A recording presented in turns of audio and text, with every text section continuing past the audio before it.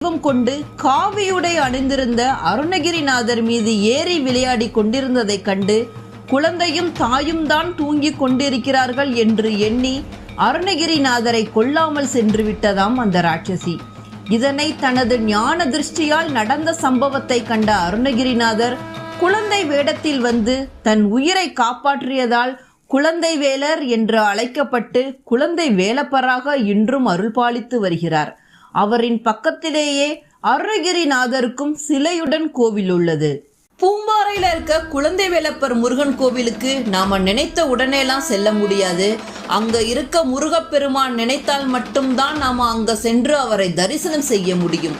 இந்த தேதியில் இந்த நேரத்தில் வர வேண்டும் என இந்த முருகன் நினைத்தால்தான் நாம் இங்கு வர முடியும் என்று சொல்லப்படுகிறது. வேண்டுவோரின் பாவ வினைகள் தீர்த்து குழந்தை வடிவம் கொண்டு தன்னை வழிபடும் பக்தர்களை அருள்பாலித்து வருகிறார்